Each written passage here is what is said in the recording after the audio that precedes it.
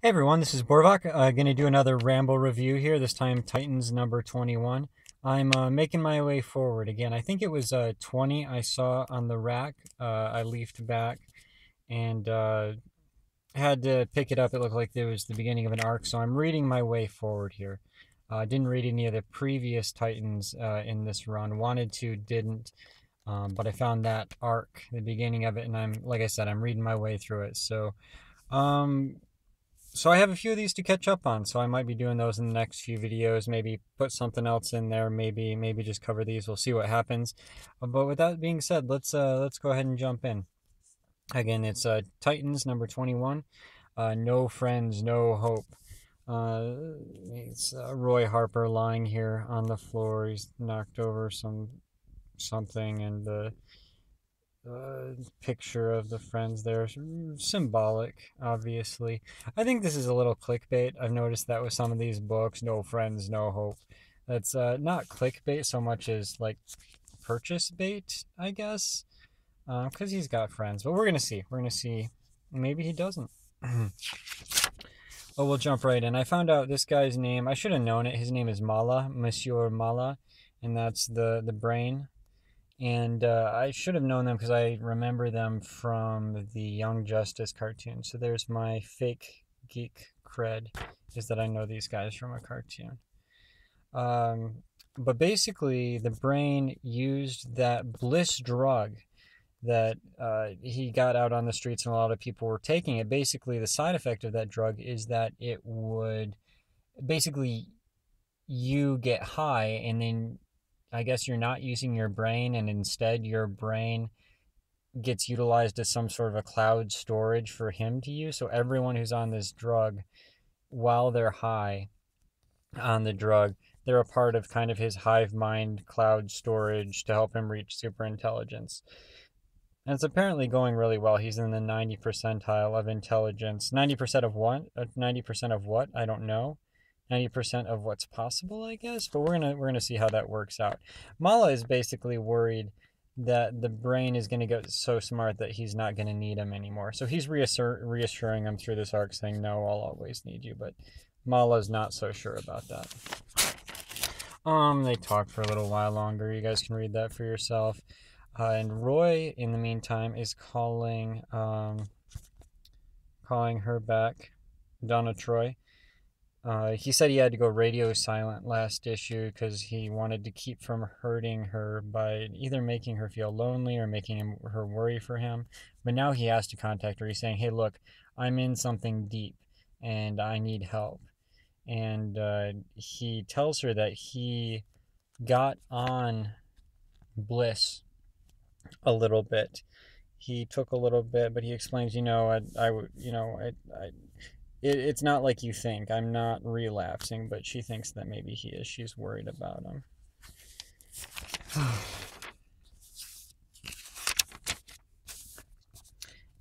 And that's where he says, you don't trust me. And she's silent for just long enough. Look at that face. She's sweating for him. She's silent just enough to make him realize that maybe she doesn't trust him. And he gets mad and he says, "Fine, I'm doing this on my own." He hangs up on her. Which is, he's an idiot. Uh,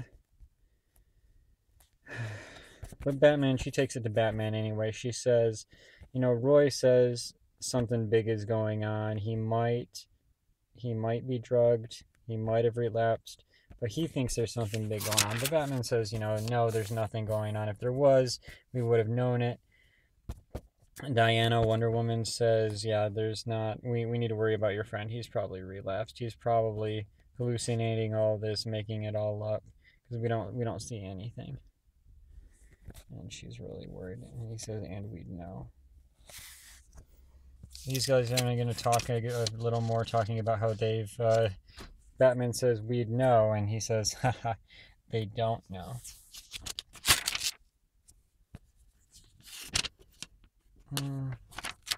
Oh, this is actually a good part. I was going to skip this, but I don't want to. Just, you guys can read that all for yourself. But he's getting more and more intelligent with the cloud storage, and he just basically says, "While I was talking to you, I figured out climate control." And Mala says, "You mean for the lab?" No, not for the lab. So we got Nightwing here. He's gonna go to try to find Roy Harper and help him out. Wally shows up. Pre-New 52 Wally, of course. They're keeping Donna appraised because she's under house arrest in the Watchtower, I guess. I guess if you got to be arrested somewhere, house arrest. Watchtower is potentially the best place to be. Wally, he jiggles into Roy's apartment. I'm going to say that forever now after Firestar. I can't think right now. But after she said it to the other Wally, because he was jiggling through walls, I'm gonna call it now. That's hilarious. He jiggles in. He say, "Hey, this place is a mess. Roy's on some bad stuff." And Roy walks in and he says, "Hey, what's up?" They say, "Hey, we're here to help you," and they are. And Roy takes a punch at him. He's mad at them for thinking he relapsed and thinking that they basically not being here to help him and believing him about the threat he's told them about, but believing that he's basically, again, he's relapsed. He's the danger to himself. Starfire. I'm sorry, I'm an idiot. Starfire. Or Starfire told the other Wally, the New 52 Wally, that he jiggled through stuff. It's so funny. He takes a slug at him.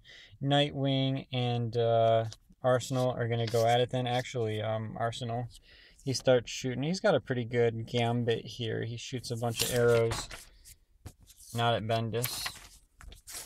But he shoots a lot of them at Nightwing. And Wally's like, no, you are not going to hit Nightwing. He says, "Hey, but I have super speed. I can dodge your arrows. But Dick can't." And he says, "Yeah, I know. And I knew you'd catch them all." Zap. That was the plan. That was a pretty good gambit. I mean, he's being a jerk. His friends are trying to help him. They might not believe him, but I mean, really, who would in this situation? He's going to go at it with Nightwing. They're going to have their costume superhero fight. So they fight for a while. I'll skip a couple pages. You guys can see the fight for yourself. It's actually pretty brutal. Regular human beings could not survive what these two are doing, at least not without major injury, permanent injury potentially. At least some corrective surgery needing to be done. But he's basically saying, Nightwing's a better fighter than he is. He thinks Nightwing looks down at him, doesn't trust him. But he is admitting in his own inner monologue that Nightwing is a better fighter. He's more of a brawler. So in order to make up for that, he's got to manipulate him, and that's what he does. He basically goads him, makes him feel guilty, and he says, "Go ahead, is this what a friend really does?" And Dick is mad, but he hesitates just long enough for Roy to get a, what would you call this, kind of a gut punch, a sucker punch in, which again, this whole episode is not making him look very good. He doesn't need to do any of this. He can explain to people, he can show people, he can say, "Hey, look, you think I'm drugged, you think I'm relapsed, well then come help me with this mission. If I do anything that's not good, you'll be there to stop me." He could bring them right along, but he's not. He's doing the whole solo lone wolf, kind of letting his anger control him. I don't want to get too much into that now. We'll discuss that later, unless I've already basically discussed it. But he runs off on his own. There's Cheshire waiting for him this time with obviously bad intent. His intelligence is beginning to grow. And she says, "I've been playing you all this time. You really want to get played again." I do like how she's drawn. She looks really nice. I like how this artist does her. I'm not liking her right now. She's obviously not being a good person, but he says, I know who you are this time. You're not going to trick me again. And she says, "Well, then I can't let you live." And we'll see if that's a bluff or not. Next issue probably, but Titans Apart Titans Apart Part 2. Our next issue is going to be Thinking Bigger. Oh, okay. So that's my review of the issue. I guess, I'd give this a recommend if you're reading. Obviously, start with the issue before if you want to read this, issue number 20.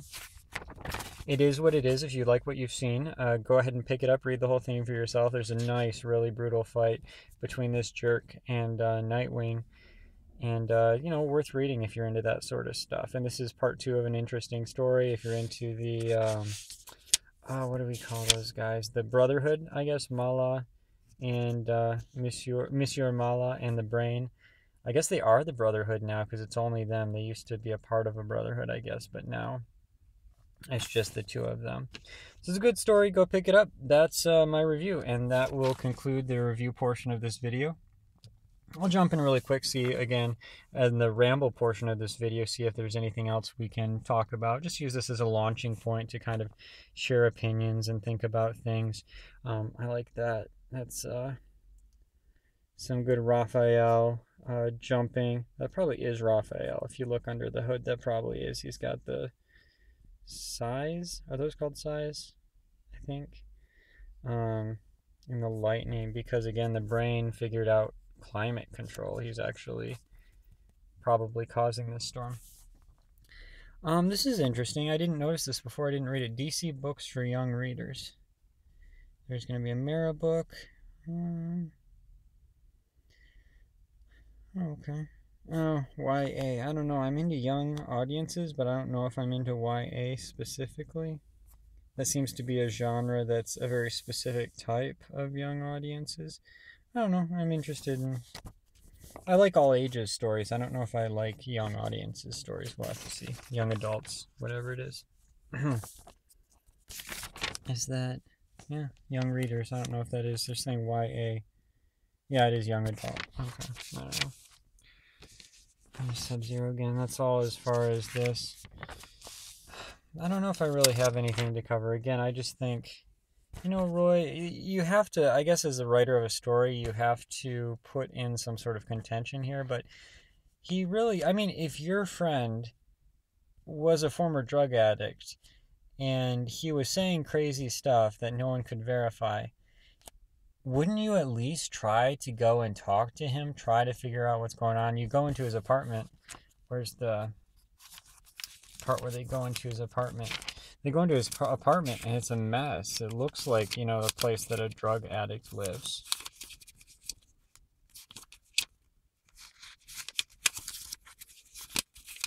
I'm back past Bendis. It's and he talked in a previous issue about he was talking to Cheshire and he said, that's Nightwing's tapping on the window to let him in. This cool effect.